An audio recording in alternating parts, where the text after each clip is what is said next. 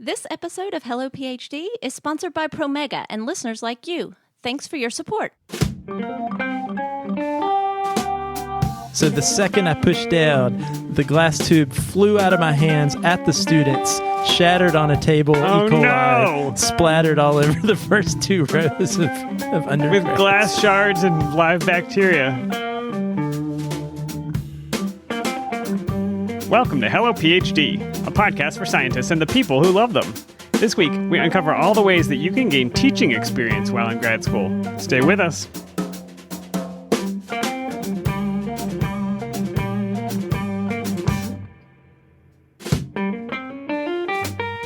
And we're back. This is Hello PhD, episode 179. I'm Joshua Hall. I'm Daniel Arneman. And we'll discuss the human side of science and life in the lab. Good afternoon, Dan. Happy Saturday as we record this. Yeah, it's a good Saturday. I've been... Oh, your phone just fell over. You okay? It just dropped. Earthquake? Okay. Just my phone. All right. Just my phone. Yeah, Saturday's going great. Lots to do today, but I wanted to take the moment to talk to you in between different engagements. I know you got events and things going on today. Yeah, summer is flying by. Lots going on. Kids in camps, getting ready to do a little summer beach trip in the next couple of weeks. So looking forward to that. Summer stuff, Dan. Summer stuff. And you know what else is summer stuff, Josh? It is this beer that you picked up for us, which transports me to the cool, calmer portion of the world called Maine. Yeah, I wouldn't mind being in Maine right now. It's pretty hot here. I feel like we actually had a conversation before we started recording that, we always seem to talk about the weather at the start of the show. Maybe that's just a human go-to response. But I feel like, Dan, increasingly, the weather is the news. more and more the time goes by. But that is so true. And will continue to be the news for a long time, unfortunately. Probably so. I mean, it is summer, but it is hot here. And I know it has likely been very hot where many, if not most of our listeners are coming from, whether that's North America, Europe, wherever. So yeah, well, today we will hear from Alaina Talboy again. And when I spoke to her this week, she's in the Pacific Northwest in Seattle, and she mentioned they just don't have air conditioning. And so she had blackout curtains on the windows trying to keep the heat out. She had a sort of a window air conditioner running, trying to move air through the house. But man, I don't think we're ready for this. Well, Dan, on a lighter note, let's talk about this beer that we're drinking that hopefully will keep us a little cooler. And you're right, Dan, this is a good summertime beer. So we have with us today the Allagash White Belgian-style wheat beer. And so Allagash White is one that you probably can find that you have probably seen.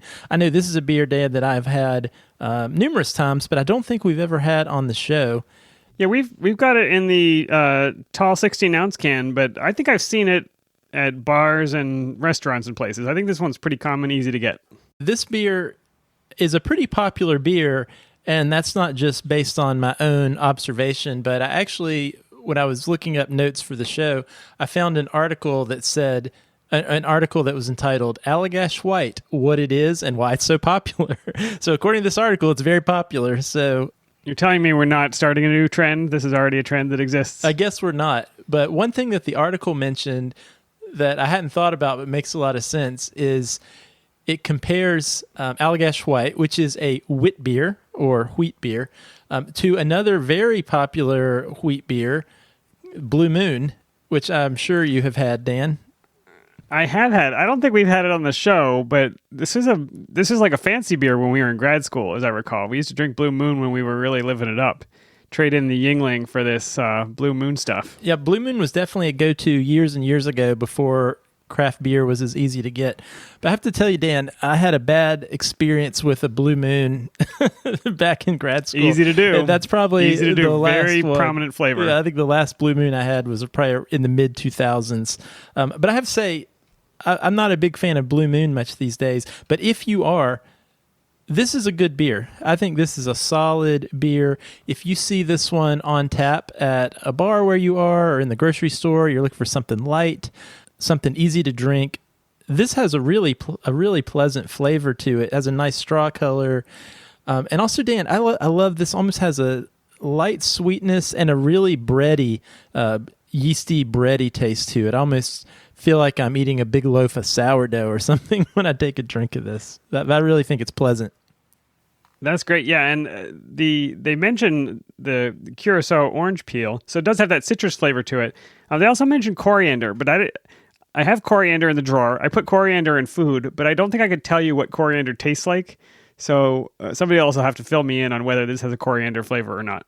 There are a number of Belgian-style beers that are much more spice-forward, and this is not one of those. I think it's very subtle, and also I think the wheat base, wheat beer in general, I think has just a little bit of a lighter feel to it, a lighter flavor to it than a barley typical beer.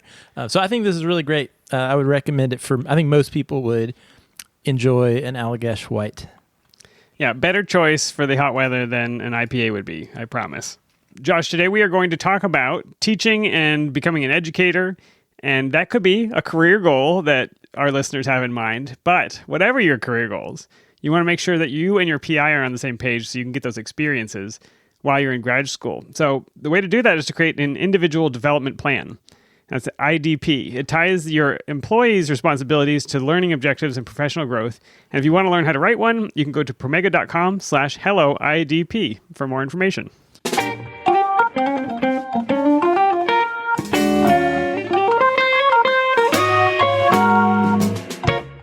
All right, Dan, I'm excited to hear your conversation with Alaina Talboy. And with this episode, I believe Alaina will join an illustrious group of individuals who have made follow-up appearances on the Hello PhD podcast. So that's quite an accomplishment.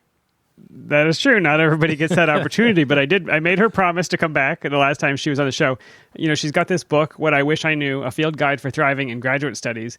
And in our first conversation, we got through parts of it, and I focused on some themes that I really thought would be interesting to our audience. But she had a whole section of the book devoted to education, becoming an educator, teaching.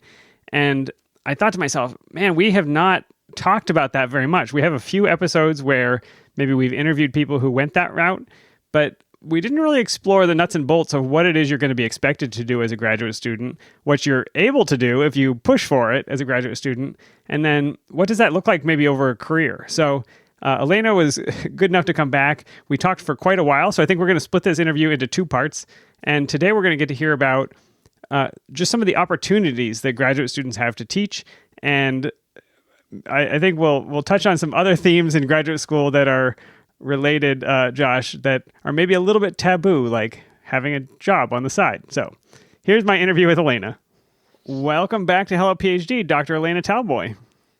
Hey, thanks for having me back. You promised me that you would come back. Here you are.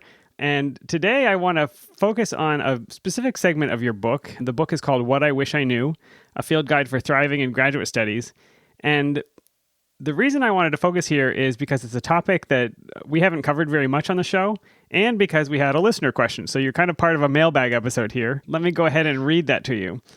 Christy writes, I had a question regarding something Dan mentioned in episode 173 that I would love to be answered and fleshed out. He said something along the lines of, most people getting their PhD either love research and don't love teaching, or vice versa. I've been reflecting on my interests and how I am wired, and I feel like I may fall into the latter category, loving teaching and not so much research. My question is there a place for people who just love teaching in academia? My dream one day is to be a professor, but I'm not sure I'd thrive in the publish or perish environment. Would love to hear any thoughts you have on this. And that comes from Christy again. So, Alaina, I don't have a ton of experience on either side of this coin. And so I was hoping that you could talk to us specifically about what you wrote in your book about becoming an educator.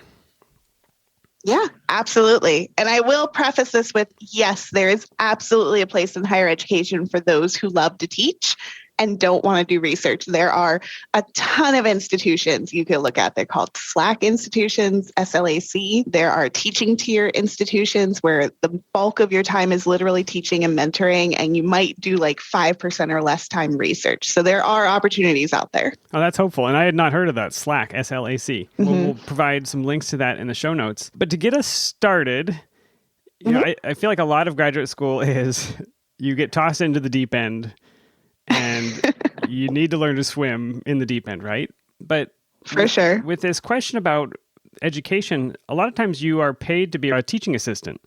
And so you're not just tossed into the deep end. There are 40 undergrads tossed in with you. And you're trying to teach them to swim while you're learning to swim.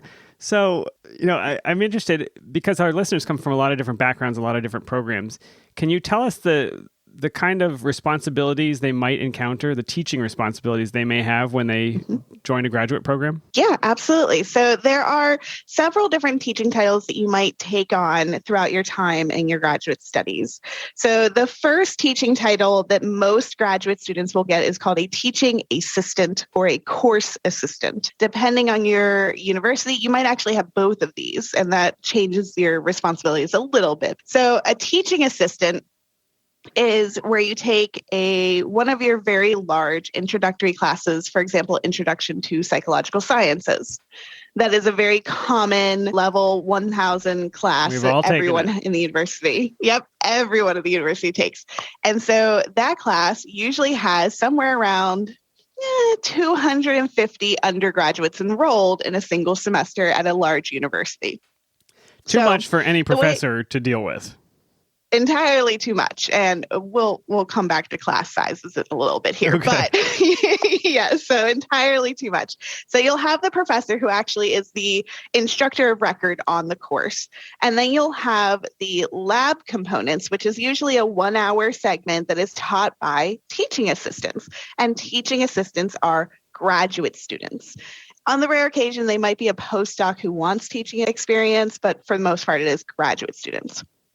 So, and we've all met these people. If you've taken an undergraduate course and had a research lab or any kind of section where you do different homework or problems in this group, you've met this person. And the ones I have met have ranged from better than the prime lecturer to totally checked out and probably wishing they had never signed up for this in the first place. So, but we've all experienced these teaching assistant graduate students. Absolutely. Yeah. So the people who teach these courses are your first year graduate students, and they could go all the way up to your 5th and 6th year graduate students. But the point is, you're a brand new graduate student. You are likely going to be teaching if you have a stipend. And so that's something to keep in mind as you're enrolling in these programs. What are your responsibilities as a teaching assistant, other than sitting there and staring off into space when I ask a question? So it varies, but generally speaking, your teaching assistant will teach that 40 to 50-minute lab once a week, and they'll also attend the lectures that the professor typically gives. Generally speaking, your course materials will already be made for you. But every so often, you might have to make a presentation or a deck, PowerPoint deck, depending on which word you use, that actually walks people through the lab assignment and that hands-on experiment or whatever work you're doing in the lab. You're also going to be responsible for grading assignments and proctoring exams. You have to hold office hours every week. So that's 1 to 2 hours every week that you have to be in the office for students to be able to come and talk to you. You also have to field emails, which happen at all hours. So I always put in my lab syllabus, because probably have to create a lab syllabus while you're there, that I answer emails within 24 hours, with the exception of the weekend. And I do not answer emails beyond 5 p.m. on Friday because I am off work. And that is a really important rule to set up for yourself. Don't answer emails on weekends, man. Just don't do it. It's just inviting more emails, isn't it? Exactly. And then you'll have some students who'll email you. The deadline is Friday at 11:59 p.m. They're going to start emailing you at Friday at 11 p.m. saying, hey, I need help with this. And it's like, sorry. Syllabus. Read the syllabus. So this sounds like quite a time commitment. You said, I've got to teach the lab course. I'm grading papers. I'm attending the lectures. And those lectures could be a couple times a week in theory? Typically 3 hours to 4 hours a week. Plus, I'm holding office hours. Yep. Did I already say grading papers and exams? I don't know if I did. Yep. Regardless, how much time is that? You are hired and you are paid for 20 hours a week for teaching. So half of a quote-unquote full work week is given to this. Yes. And you may be taking classes at this time, right? You are probably taking classes at this time. So a first-year graduate student typically takes 3 to 4 graduate level seminars while they're teaching, while they're spinning up their own research, while they're doing XYZ. This is why I spent so much time in the first part of the book talking about you really need to understand the time commitment that you're giving here. And so it gets easier after you've been a TA for a while, but that first semester is like overwhelming sometimes. It's a lot. And back to the deep end analogy, how much help are you given in knowing how to instruct a course or to grade papers? Are you given rubrics? How do you know how to manage office hours and things like that? Does somebody help you? So my program, I was very lucky that they had it was 3 or 4 days, kind of workshop-y style. We're going to teach you how to teach. And nice. It was nice. Yeah, it was. I didn't really appreciate it at the time, though, because it felt like just so much information coming at me that I didn't really know I would need to prioritize, what I would be good at and what I wouldn't be good at. And I was not good at a lot of things. So I probably should have, attended that one all over again. But, they show you like, here's how I deliver a lecture. Here's how I put together PowerPoint slides. Here's how I review homework assignments. Here's how I create a rubric. And it was great. But it was, a week before starting my own graduate studies, and I'm doing this week-long training. And at the same time, I'm going to be starting to teach that following week. And it just, wow. Yeah, it was a lot. Not to mention the research, the papers you're supposed to be reading, the other courses you're preparing for. Right. It sounds pretty overwhelming, although you did imply that it gets a little bit easier. That first one is tough. It does get easier, though? It does. It does get easier. So after you've been a TA, you will likely be a TA for the same course multiple times. And that's really great because then you have a quick reference of like what went right, what went wrong, what things you would prefer to change going forward. You start to get a real sense of the course and the information that you're trying to teach. Because don't forget, you are the expert at the front of this classroom. You are supposed to Allegedly. Yeah, I'll let you in on a secret. Most TAs know what they're teaching the week that they're teaching it. This is not deeply ingrained knowledge that they're passing down from on high. Yes. So they probably remember a lot of it from their undergrad, maybe, but really they are reading the textbook and going, oh yeah, I remember some of this. Let me pull up. I remember this. Okay, let me go learn this part of it and then go deliver the lab. I mean, that makes sense. I think to hold those details in your mind in perpetuity is impossible. You have a familiarity, having learned it once yourself, but to teach it really does take a level of mastery. Otherwise, I think you end up confusing the people you're trying to teach, right? If it's not quite crystal clear in your mind, how are you supposed to convey something that they can even pick up the edges of? Exactly. And there are going to be times where the stuff that you're teaching is stuff you're passionate about and things that you enjoy teaching. I love teaching sections on memory. I worked in a memory lab for a little bit. That is a lot of fun for me to dig in and like help people understand the material. Then you get something like personality theories. And I was like, oh. Not into it. I'm not into it. I know a lot of people who are, and I love them for it, and I am happy for them. But I just, I don't want to teach it, but I have to because that's my job, and I need to at least put some enthusiasm into it. That makes sense. And we're going to get to some of your advice on how to bring those pieces that maybe you're not so excited about into an enthusiasm, or at least somehow getting people engaged in it.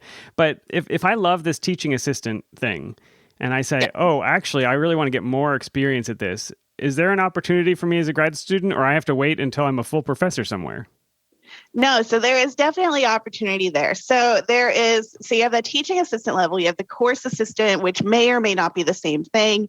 If it is separated out as its own thing, the addition there is that you might deliver a lecture or two in lieu of the professor. And so the professor might want to take a day off, and so you get to go deliver the lecture for them. You're like the substitute teacher. Is that how you're treated? I hope not. Yeah, so that's the course assistant. Okay. And the course assistant might have more of a hand in creating assignments, but that, your mileage may vary there. So, but let's say you get into this, you find that you love teaching, you really enjoy it, or you're passionate about a topic and you want to go do a course, you can apply to be what's called an instructor of record.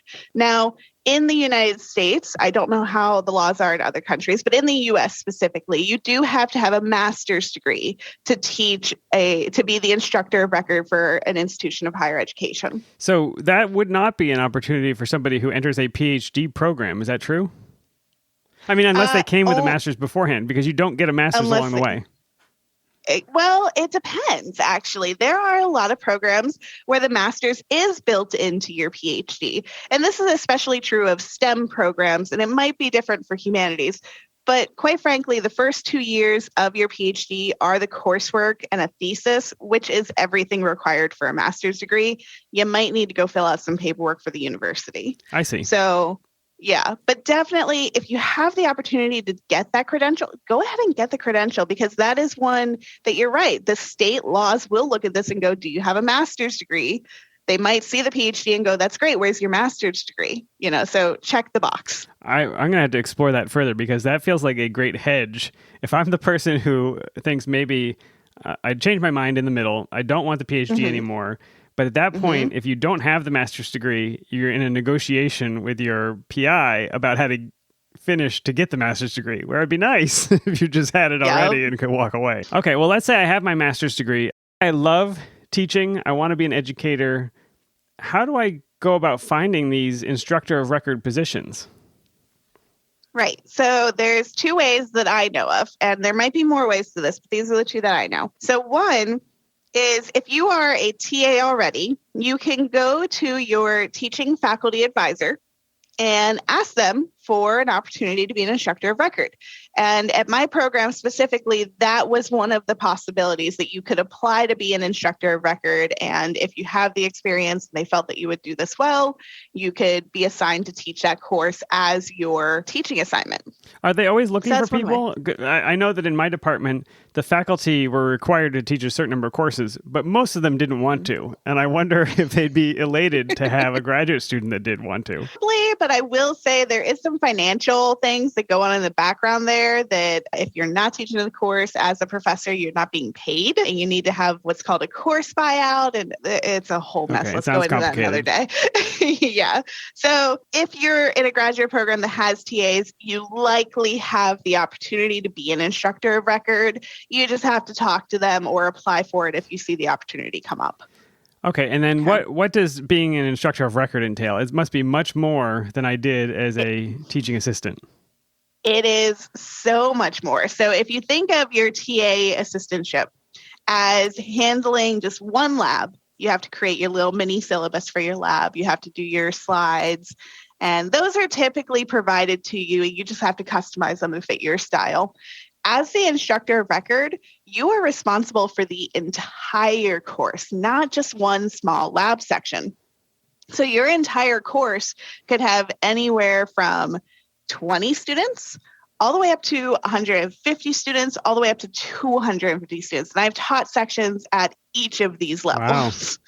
Yeah. So the largest class I ever taught had 195 students at onset, and then it was 158 when it finished. Wow. So there's no TAs. So, you can imagine scaling up to be an instructor of record very easily quadruples your workload, because you're responsible for creating all of the materials, ensuring all the assignments are leading back to learning outcomes that your course is trying to pass on. You have to create all the exam materials because, as you know, everyone loves to look at Google for exam answers. You got to find a way to make exams worthwhile and actually reflective of how much the person has learned. So there's a lot that goes into that. You have to create the syllabus. And this is something I do hope we spend some time talking about. You are passionate about syllabi. I know this from reading your book. I am. I know. I have an entire section on syllabus. But I feel like it's such an important piece that people just kind of throw together, and they don't really think about what this document is supposed to be doing. And tell us why. Convince us that the syllabus is, as you refer to it, the North Star. Tell us about this. All right. So as an undergraduate, so imagine you're an undergraduate. think back to when you first enrolled in a class. The first thing you did way back before you got jaded was look at the course syllabus. All right. So first time in college, first time in a class, I look at that course syllabus and I am immediately overwhelmed because it is 12 pages of what the heck am I looking at? All right. I tell you right off the bat, half of that stuff is university policies and required language that is supposed to be in there. I don't want that in my syllabus. I want that somewhere else. And so the great thing about teaching in today's day and age is that we have online learning management systems, or LMSs. You might have, I think there's Canvas and Blackboard and EDE, and there's so many different options, but your school probably has one.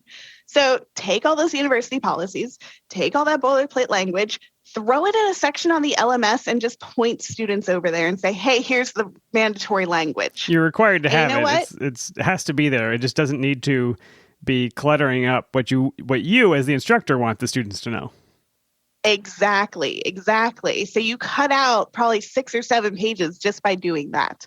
So that frees up those final pages to actually present informative information to your students, the stuff that they really want to know about. What is the schedule? What is the grading policy? How do I make sure I do well in this class? That's what you should really be focusing on in your syllabus. And you, as the professor, as the instructor of record, need to set this up in a way that helps them get from point A to point B, which is day 1 in the class to final exam. And that's your job. That's your job as the instructor to do these things. It's almost like not a contract specifically, but it is language about what they need to do to achieve the results that they want. And if it's vague or not clear that these things are due and this is how you're going to be graded, then how can they succeed? Is it possible? Exactly. But it is both for them and for you. I mean, just mentioning here's when you can email me and when I will respond is a protection for your side of that contract so that you don't get inundated on Saturday night. For sure. And that is something that, we historically, while I was in grad school, all the assignments were due by 11:59 p.m. on a Friday night, which is, if you think back to your early 20s, what were you doing at 11:59 on a Friday night? Assignments, probably, because I waited until the last minute. Because you waited till the last minute. Well, you want to be out with your friends. You want to be going and socializing and doing all these other things college students do. So, really, as the instructor of record, you have the ability to change these things. And that was something that I tried in my first year as an instructor of record. Was I got rid of the Friday deadline and I actually shifted everything to be due Sunday night at 11:59 p.m. Yeah. So it wasn't much better, I realized, in hindsight. But, Yeah, they were still out Saturday night, hungover Sunday morning. Still out. That's all right. You have the power. That's what you're saying. You have control over this process. If you don't think it's working, change it. Change it. Absolutely. And that's the beauty of being the instructor of record is you own your class and you can teach it in the way that you think is going to be the most beneficial for your students. Okay. And I'm sure we could spend multiple years teaching people how to teach, right? And we're not going to be able to accomplish that in this podcast. But there is one more type of teaching opportunity that you talk about, which is the adjunct and contingent faculty. What is that? Yes. All right. So let's say you work at a university that does not offer stipends for teaching responsibilities, but you do want to get that teaching experience because if you are trying to stay in academia, you need to have it to apply to almost any position in academia. So you look for what are called adjunct positions. And these are positions that are either at your home university or neighboring universities, community colleges, private universities, anywhere that teaches higher education will have this adjunct position. And this is a contingent faculty member who is hired semester by semester to teach an individual course.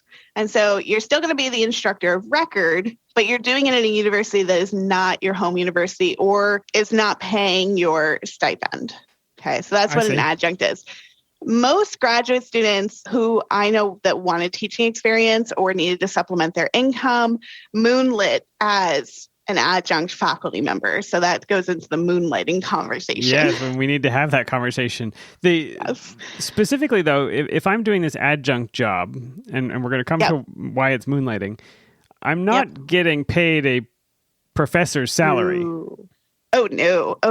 This is not like a side full-time job where I'm getting healthcare and benefits. And this is the thing that I wish more people understood, is that in the United States, and I focus specifically in the US because that's where I am, and this might be different elsewhere in the world, but in the US, up to 70% of higher education, 70% of the courses taught in higher education are taught by adjunct faculty members. 70%? Adjunct faculty, 70. Wow. 70.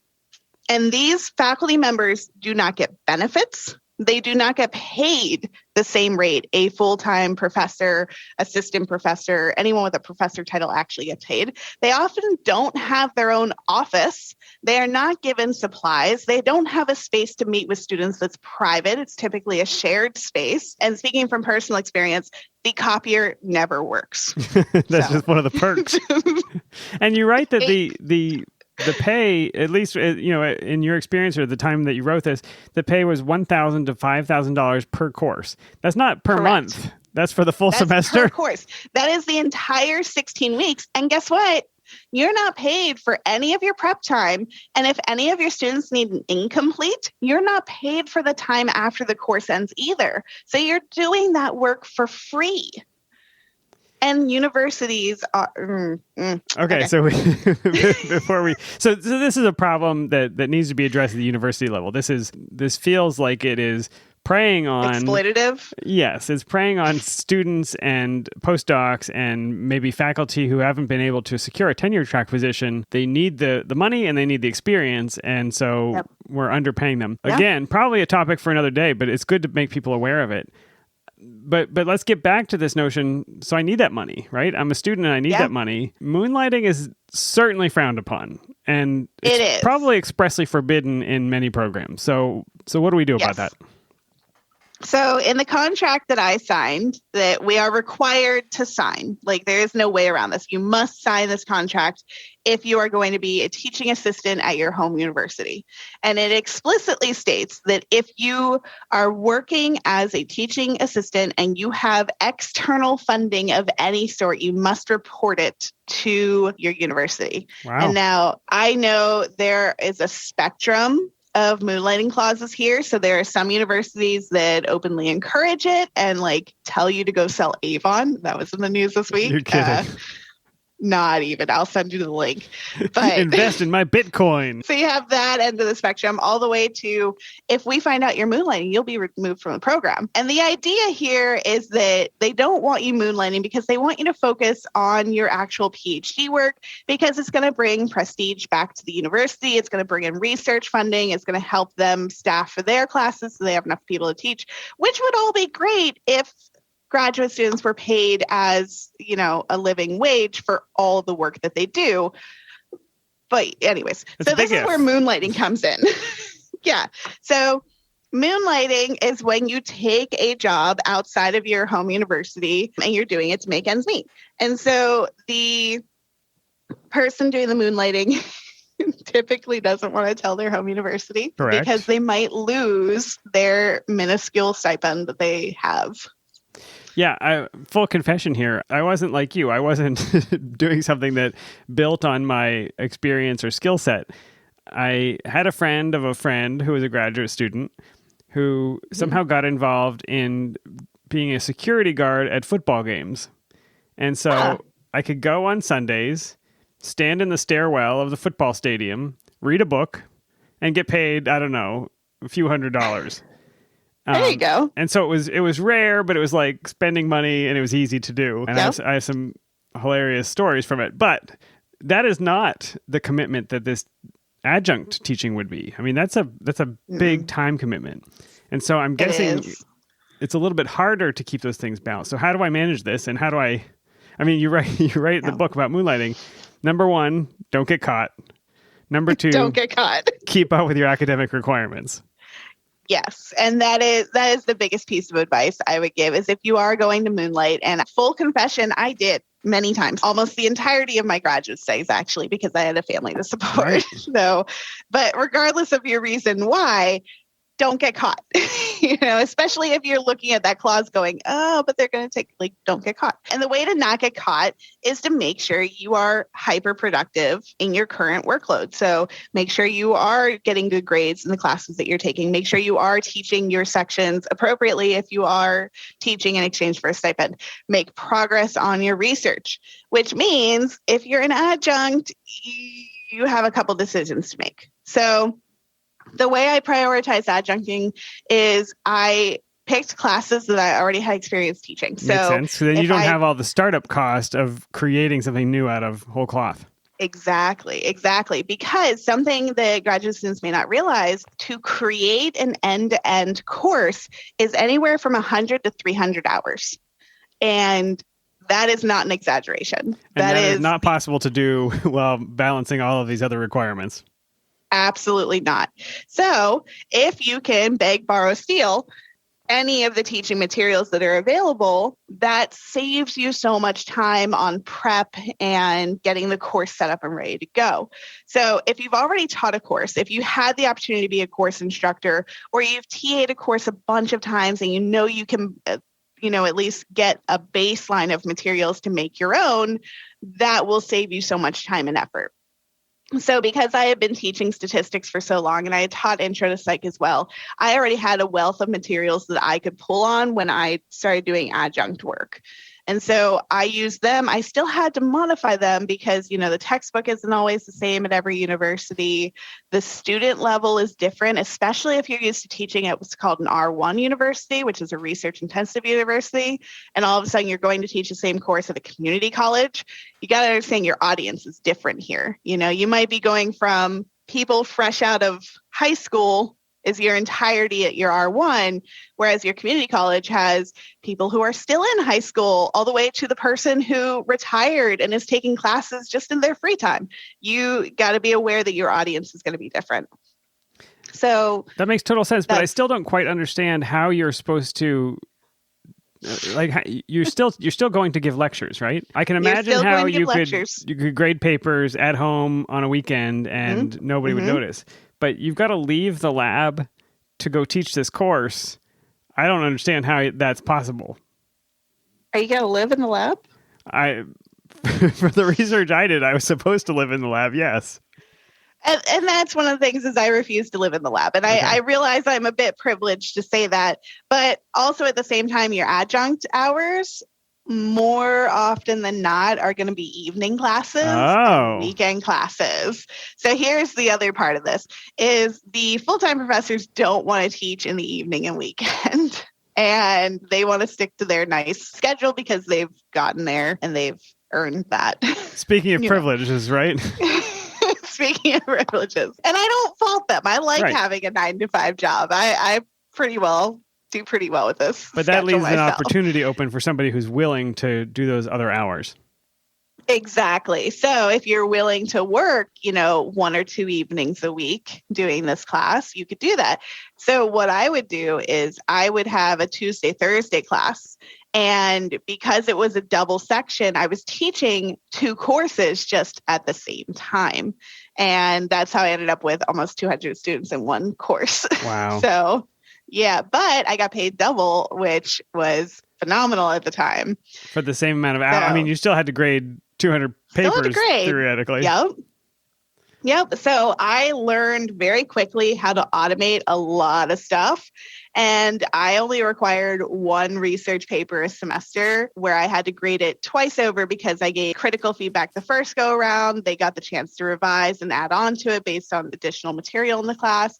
And then so I would be grading that final paper the week before finals. And then your exams are all automated if you use something called a Scantron machine, or if you set it up online, you can automate out a lot of your grading. Now, this automation is not going to work for something like English 101. I apologize. It happens. I don't know how to help you with that. Okay. Well, I mean, so I think we've at least described the opportunities for somebody who wants to get more experience teaching, or even maybe doesn't want to get more experience teaching but needs the supplemental income. All right, Dan, I think we will stop it there. And like you mentioned before the interview, I think we'll pick back up in a future episode with some additional topics related to pursuing educational career, including ways you think about yourself as an educator, ways you prepare for those types of jobs, dealing with evaluation, some other really great topics.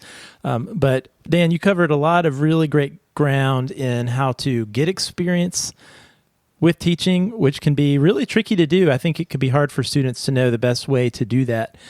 Yeah, I don't actually know this about you, Josh. Did you have teaching responsibilities as a graduate student? I know you've taught quite a few courses and workshops, lectures, and things as an administrator, but did you do it in grad school? I did a little bit, Dan. So my department in graduate school, we did have a TA requirement. So we were all required to TA 2 semesters of microbiology courses for undergrads. I was at obviously for grad school at a Research One institution with lots of undergrads, and we had lots of pre-health type students, nursing students, pre-med students, pre-dental, all that stuff. So there were lots of students taking biology and taking microbiology. So actually, it's interesting. I ended up TAing in a couple different roles that Alaina touched on. One semester, I was a more typical TA of a lab section, like you all discussed. But then the second semester, I ended up, I think, being one of those like course assistants. I don't know that I even thought about it as a different title at the time. But I was actually, me and one other person were assisting the main instructor with the lecture part, with one of the lecture part of this giant course. And really that was more from the point of view of, I guess there was a shortage of TAs that semester. And so the faculty member needed someone to do that and asked if I'd be willing to do it. I was like, yeah, sure, I'll try that.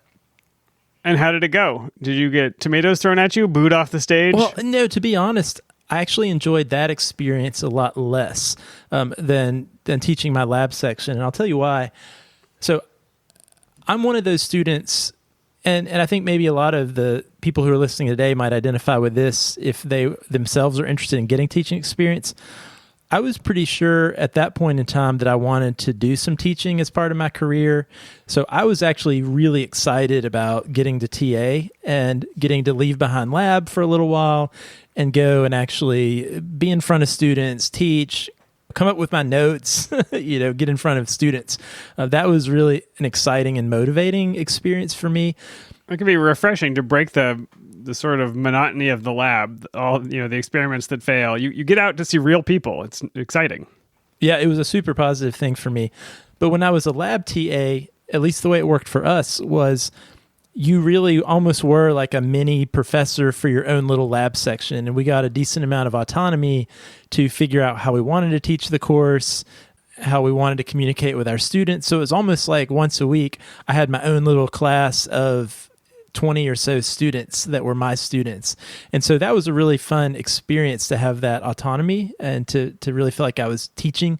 Whereas when I was the assistant to the course, I was attending the lecture classes and I was sort of sitting there making sure I knew what was going on. But that was a lot more just grading.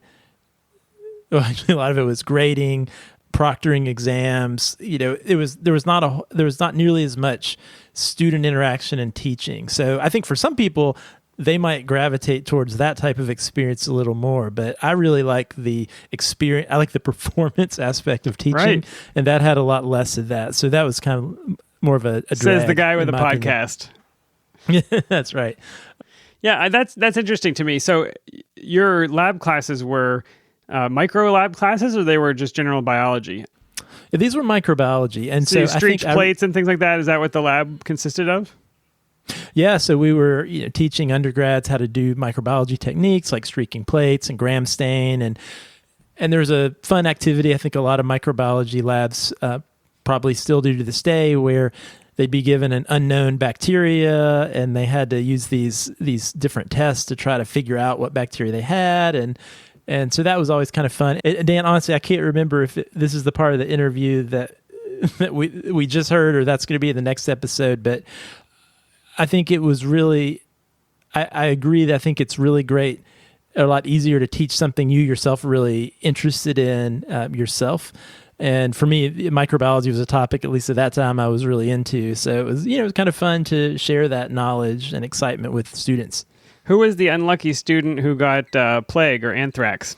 None of them? Surprise! We didn't get to break out the good stuff for the undergrads. Okay. No BSL-4? I do have one really good TA story from those days that I will always remember. This was my very first day in the lab classroom in front of these students. And again, this was a microbiology course. And so I was in the front of the room and I had these, and again, these students had just met me. This was within the first 10 minutes of meeting me. And so I had a vortexer in front of me, if you can imagine this, Dan. So they're all seated in like 4 or 5 rows in front of me. I'm facing them, but on the table in front of me was a vortexer. Now, you know what a vortexer is. I do. A good way it sort of vibrates really fast and mixes up liquid. And so what I was demonstrating to them is how, okay, we're going to get some bacteria on a cotton swab off of the plate, and we're going to suspend it in some bacterial media, and then we're going to vortex that to mix up the bacteria. You've probably done something like that. Well, these were glass test tubes that we were using, so which, again, probably not the best choice. But I can remember I'm talking them through this, and while I'm talking, I'm going through the motions of demonstrating how to do this technique. And so I set this long glass test tube on the top of the vortexer, and my fatal mistake was I push it down with one finger. And what I couldn't see, because it was facing away from me, was the vortex setting was on the highest setting. So the second I pushed down, the glass tube flew out of my hands at the students, shattered on a table in front of a student, and E. coli splattered all over the first 2 rows of undergrads. With glass shards and live bacteria.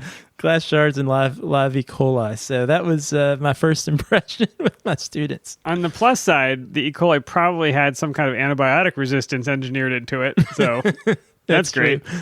Yeah, that's true. So good times. Did they respect you after that, or did nobody sit in the front row? It's like, this is the splash zone. You will get wet.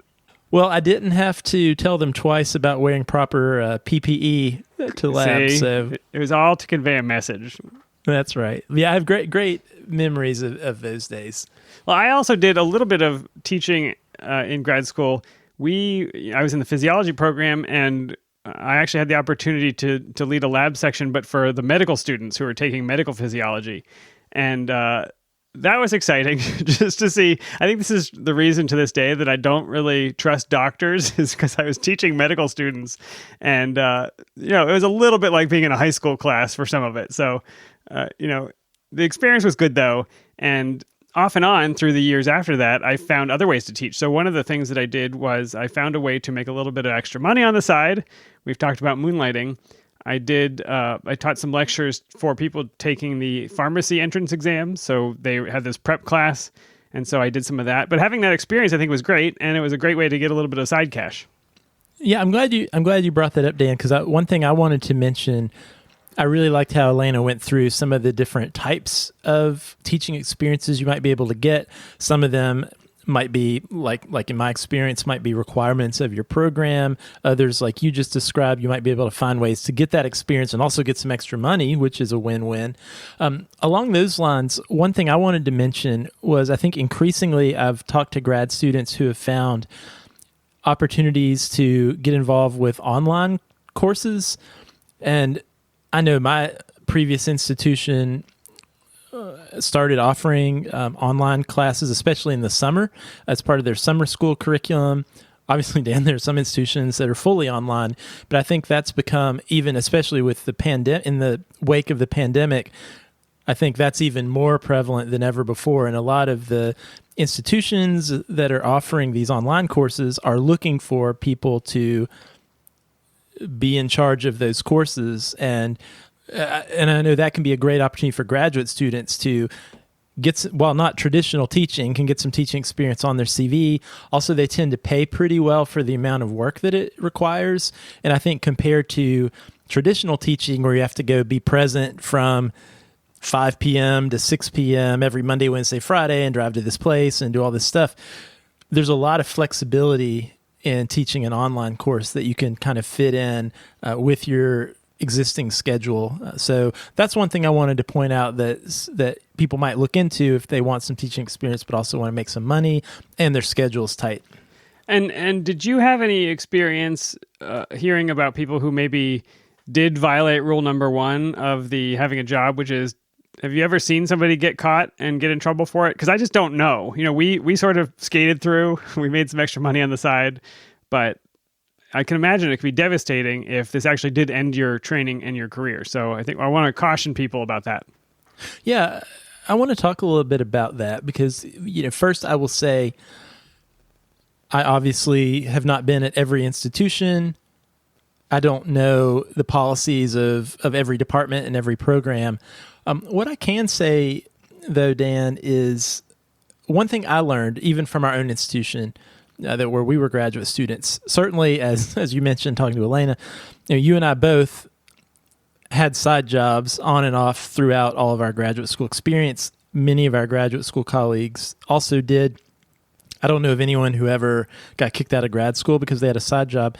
I actually found out years later when I became an administrator for that similar program at the same university that never was actually a written down rule. It was sort of this mythos, right? That was sort of in the zeitgeist of graduate students, like, oh, you can't have a side job or you got to keep that quiet. Now, your mileage might vary and there could be programs that say that. I increasingly wonder if programs really can say that, like legally. Like, are you allowed to tell someone that they can't seek a side job, they can't get employment or pay elsewhere? I don't know. I'll tell you. You are not a lawyer. I'm not a lawyer. But I will say, I think one thing Alaina said is true, and this has always been my take, because especially later on where I was running programs with students, I was pretty upfront with students that if they felt like their situation required them to, or they felt like they wanted to get some side employment, that's totally understandable. But the expectations of the program are that they would give full-time effort to their training. And I think Alaina was talking about this too. And I think that's really important for you to consider if you're going to seek outside employment. It's because I think what you don't want to do is you don't want your side job to come at the expense of your primary focus, which is your training, your graduate work. Because if you think about it, I mean, why are you doing graduate school in the first place? Because it's super fun? Well, no, because you probably want to leverage that degree, leverage that experience into some greater career that you couldn't do without graduate school. And so it can be short-sighted sometimes if you do something else that sort of shoots yourself in the foot, that it really hampers your primary experience, which is doing grad school. That might not be the best decision. So if it slows you down in any way, then I would reconsider it. Yeah, you don't want to undercut all that time and energy that you're putting into graduate school. Now, that being said, I'm again not saying you shouldn't moonlight, you shouldn't get side employment, because like I said, I did all throughout my academic journey, even once I had a real job, quote unquote. But I just think you want to be smart about it. I think you want to, even as Alaina was talking about, maybe you want teaching experience, but you might think long and hard about getting the adjunct position at the local community college as a second or third year graduate student when you haven't passed quals yet, or you're still trying to get your research project up and going. That might be a risky proposition. Maybe you want to try to find ways to still get the experience you want, make a little money, but in a less time-intensive way. And the other thing I want to say, Dan, is one thing I have seen that is different these days with graduate students and their advisors than when we were in grad school is I think there is more openness on the viewpoint of programs and of advisors in recognizing that students might want to and need to get experience outside of the lab. Right. And so I think it's important to think about, there's a couple of different ways to think about side jobs and moonlighting. Like really a lot of what you and Alaina were talking about were moonlighting, but moonlighting in positions that are helping you advance your career. You're not driving Uber in between. I mean, although that would be a perfectly reasonable way to make money. The notion of teaching is I'm building a skill that I hope to use throughout my career. I'm not working at a shoe store in my time off. I'm trying to become a better professor or whatever it is. Yeah, and I think that's fundamentally different than even what we did, Dan, when we were in grad school. I mean, like you mentioned, we were 100% is different from what we did. Working security at the football games, right? And I could see our advisors being less open to, if we were leaving out of lab early all the time to go work security at the concert or the football game. I'll tell you my secret of being finding a way to make use of your time as a security guard, Josh. What's that, Dan? Be one of the smallest people on the security detail so that they don't assign you anything actually important. And then number 2, make sure you have cargo shorts or something where you can put a book in one of the pockets. That's the secret. You can find some other way to live. Work smarter, not harder. That's right. You always somehow ended up in the far stairwell that no one actually ever went through, and you just sat there and read a book for 3 hours and then made a couple $100. Yeah, it was like the emergency exit off of the boxes above the football stadium, where if there was a fire, I could direct people down. But I think that was the full extent of it. Yeah. Well, I was going to say, Dan, along the lines of faculty being more open to students getting experiences outside of lab that are going to help their career, I've seen examples where graduate students, especially more senior graduate students, who have been open with their PI about their career goals and some of the experiences they'd like to get to achieve those goals, being open about getting some of these same experiences that Alaina's talking about. I've known graduate students recently who have gone and taught in the evenings at a local community college, or whose advisors actually have helped connect them with colleagues who need a TA or would just welcome some help teaching, or even in some cases, this can be a really labor light way to get some teaching experience, but maybe just guest lecture for a faculty member. You're not taking on the commitment of teaching the whole course or being a TA for the whole semester, but you get that experience of getting some material, preparing a lecture, giving that lecture. So I think there can be some advantages to being open with your advisor about the experience you want to get and the time that it's going to take for you to get it. Because then there's no running around at all. You can be really open about what you're doing when you're doing it. And I think as long as you are making progress and you're doing the other things you need to do as a graduate student, I think a lot of advisors would be open to that. Yeah, and I think we're emphasizing that it'd be the best case if you can align your side work with your career goals. But I want to recognize that some people are probably getting side work because they have to, because the stipend does not cover their expenses. They have a family, or maybe they don't, but whatever it is, they need the extra money. And so they're going to have to do what they have to do to make ends meet, whether or not it's perfectly aligned with their career or not. Yeah, that's absolutely right. And again, I think it's okay to do that. Many of us do that, many people who are not graduate students find the need for economic reasons to go get side jobs, not because they want to, but because they have to. And I think as a graduate student, that's something you should be able to do as well. So, but I think it's worth checking, and I would be interested to hear from people out there if your institution or your department has a written down rule that says, on one extreme, we might kick you out of the program if you're found getting employment elsewhere, because that's sort of one extreme. Because again, I realized after many years at my own institution, thinking that was a rule, quote unquote, that actually never was a rule. So there was no fireable offense there. You just were scared of it because that was what everybody said you shouldn't do. Yeah, but I would guarantee, Dan, no matter where you are, if we were to poll graduate students at any university out there today, regardless of what their institutional policy is, we would see similar percentages and probably high percentages of grad students who are getting some kind of income on the side during grad school. Well, there's your homework for the week, everybody. Let us know whether you've got a side job, whether your university thinks it's okay or not. I mean, go check if you believe that there is this rule against it. Go find out, and maybe you'll find out it isn't. You can let us know at podcast@hellophd.com, or you can send us a tweet at hellophd. And if you like the show, you can leave us a review on Apple Podcasts, and we do love the feedback. If you'd like to support us, you can become a patron. Simply go to our website, hellophd.com, and click the Become a Patron button, or visit patreon.com/hellophd.